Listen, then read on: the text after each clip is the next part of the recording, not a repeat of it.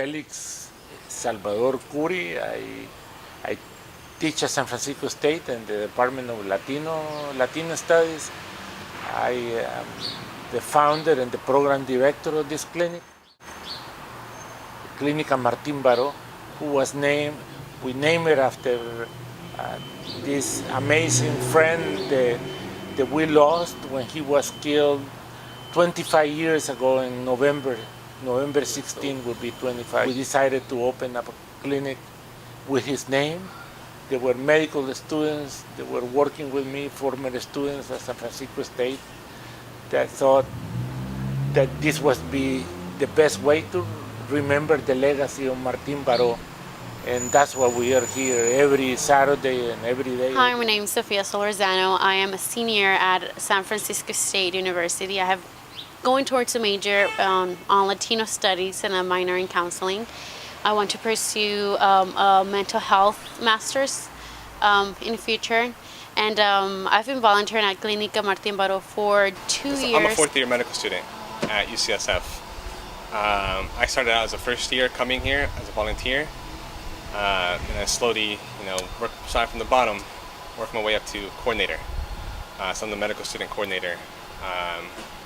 But right now, I'm helping the current coordinators. Martín Baró came in 1988 for a conference on Central American refugees.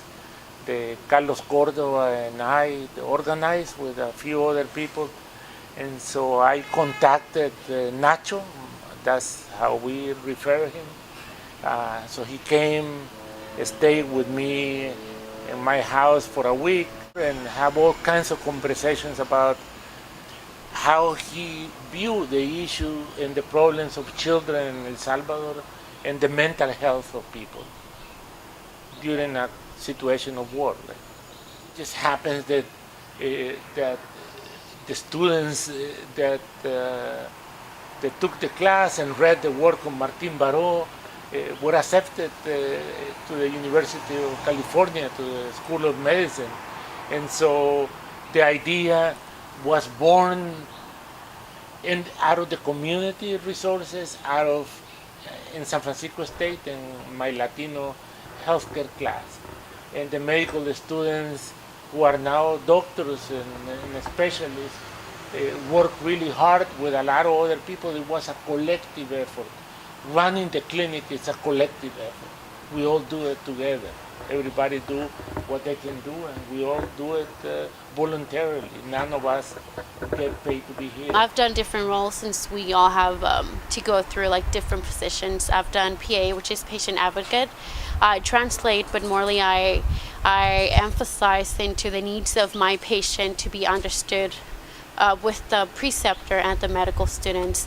I've also done reception, which is a really important part into taking the patient in, letting them feel comfortable into coming into our clinic, reading them in our language. I've also done health promotions, which we have a circle of patients. Our waiting area is actually a circle where our patients are communicating with each other. We often bring charlas. We prepare for any topics. They are medical related, social struggles, psychological struggles, everything that can be dealt with into our mental or physical conditions. We deal at the charlas. We try to maintain that community-based ambient in our clinic. There are doctors who see the patients and the students from San Francisco State who are their acompañantes or their promotores who empower them, and we all empower. There's two goals for us being here. One is to provide, first and foremost, is to provide just great patient care to marginalized and Latino community here in the Mission. And the second one is just for us to improve our skills. Okay. And by that I mean skills all across, skills as physicians, as future physicians, and improve our skills in, some of the students don't identify as Latino, so they come to, just learn what's going on, what are the things that the community is facing, how we can improve ourselves as future physicians, and how to relate that to our education so we can provide it back. And so we wanted to look at not just the medical, but also the social and all the aspects of one's own community, the bio-psychosocial model. Well, for me, I come at it from just personal reasons. Like, as a Latino, growing up, I saw how my parents struggled with the medical community. Just finding someone who, one, took the time to talk to them, not necessarily in Spanish, but just like took the time to talk to them, like just, and didn't dismiss them or marginalize them. I personally had a really good experience with my pediatrician. She was great, but even now I see my parents, my dad specifically, have trouble with his doctor. So it's not so much, just about cultural competency or structural knowledge of the community, but just like my own motivations come from wanting to just erase that, like not having that be an issue when someone comes with a medical problem. Like, there's no reason why they need to also struggle or run up against a language barrier, or someone has no idea when they talk about empacho, when they talk about just cultural things that, like, I know I can relate really quickly, just break down all those like unnecessary barriers that are there. So, I mean, medicine's already tough to deal with, let alone with that included. What it would be like to open a place where we can serve our community and mentor and allow many Latinos and Latinas in particular to think and dream of a future where we don't have to depend on grants, that we can develop something that is sustainable, and that's a really powerful thing. Students and medical students and volunteers are learning that and know and are conscious that health shouldn't be a commodity that you buy in the open market. There is a service like housing and education. So we do a little bit of everything. Here we do health education. There are lawyers who are friends who are excited about working with us, and so I'm looking into the future of what we can do in the community. What do they need? And they needed a clinic. And so we thought that would be one way of helping the students and supporting them. And some of them who never thought of going into medical school or any other graduate programs, they're coming here because this is the center of de la comunidad, where we all come together. And the idea that we could open the place in the area right on 24th and Balmy, where Casa Nicaragua used to function here back in the 80s, was really important. Recovering the spaces at least once a week, right? It's not much, but the symbolisms are powerful. Allow us to move on and dream about the possibilities, right? So la misión es la misión, and la misión is being gentrified, but we're not going to move. They're going to have to roll us here with tanks or whatever, but we're here. And even though we paid $350, Mission Neighborhood Center is subsidizing us, and they're not subsidizing, they're understanding that what we do is important, because we give hope to people. I mean, it's a concern directly to our patients is what I'm worried about. Because even now, we have patients that come in from Pittsburgh, Bay Point, from Concord, from Antioch, because they work in the city. And they commute in all the way from over there, and then they come on Saturday to get their health care here. Which, I mean, it's ridiculous that they would have to do that. But this is a resource that they value and that we need to keep providing to them. So it's troubling to hear that more and more of our patients will need to be doing that.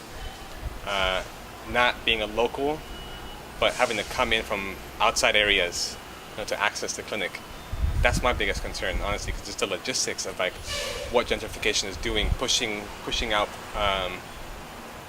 the community that was here before.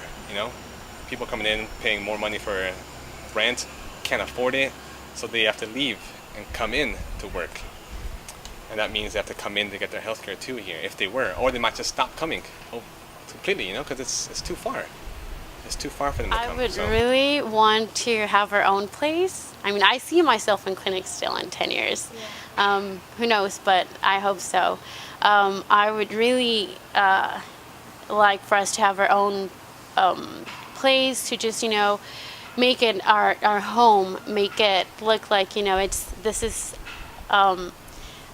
ours. I want to see it. To be honest, I want to see Clinica in the next 10 years.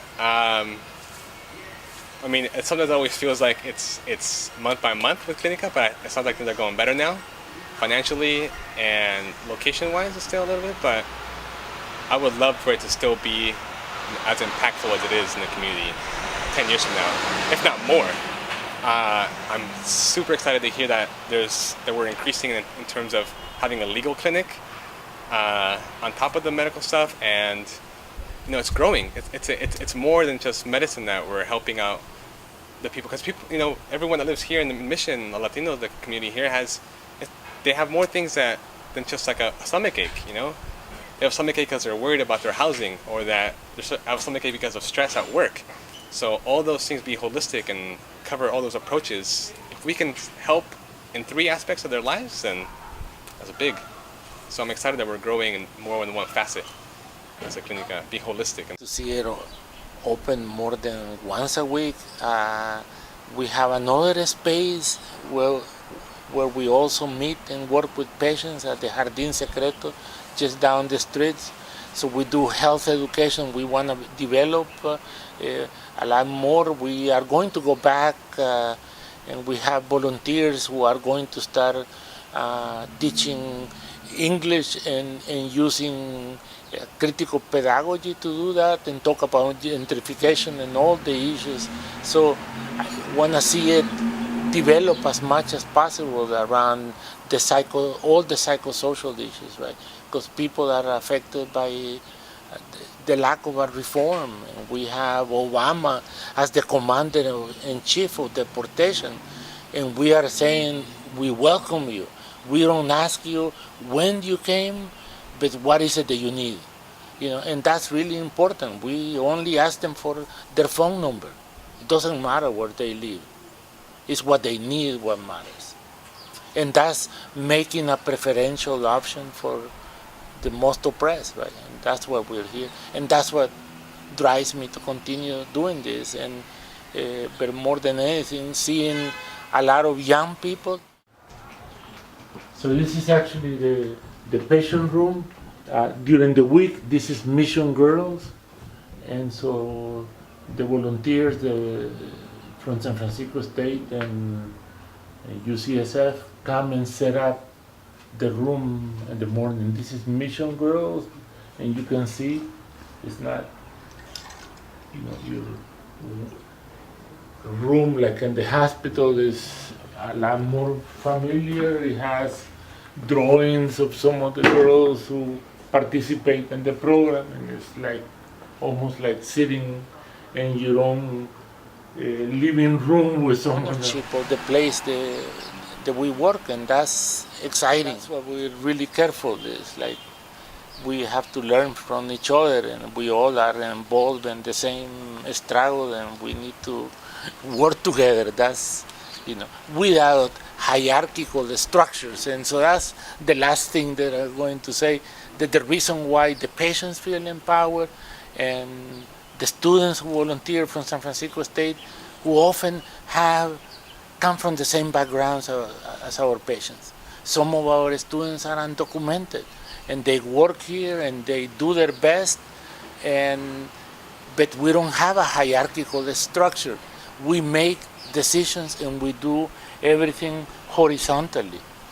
I have a license, I'm a licensed psychotherapist, but I clean the front or the floors, and we work together. We gotta do everything.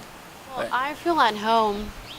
It seems like I had never felt identified with any other volunteering site. I've volunteered at other sites. I don't want to say names, but and here I feel at home. I feel that I am actually doing something that benefits me rather than helping a patient. Why? Because it makes me realize the struggles that my community is facing at the moment and how, I've been facing them in the past, but I was going blind by them. So it's really nice to come into a place where perhaps I can see how my parents once dealt with those problems and I can actually take part into that. So it's really nice to be here. Medical school it's its own thing, it's its own beast. And a lot of times you can get disconnected from the things that motivated you to be in medicine. So when we start off, it's kind of like being first thing in university or college again, like you're very idealistic, you have your goals in mind, you know what you want to fight for, you know why you came. But being in medical school, sometimes you get broken down and those things kind of get pushed aside, or there's other pushes and pulls that kind of pull you away from your original goals. So coming here to Clinica on Saturdays, even at 7:30 in the morning, for me, it's just like it revitalizes me. It makes sure that like, this is why I come. This is why I came to medical school. This is the people that I want to help. This is why. This isn't a chore for me. This is like I'm glad to be here. Like, one, I get to teach now at the level I'm at. I get to teach the first years. I get to work closer with the preceptor. I get to see Kuri every Saturdays, and he helps like motivate me and keep me going. It's really just like a revitalization for me. We're trying to do this project, and it would be nice to have all of our patients' work and perhaps our work posted into the clinic to emphasize not just medications but the love and heart of our community. Hope you guys spread the word of Clinica.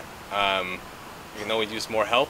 Any other medical students or law students or social workers, just get involved. The more the merrier. It's a community. Together we can rise up.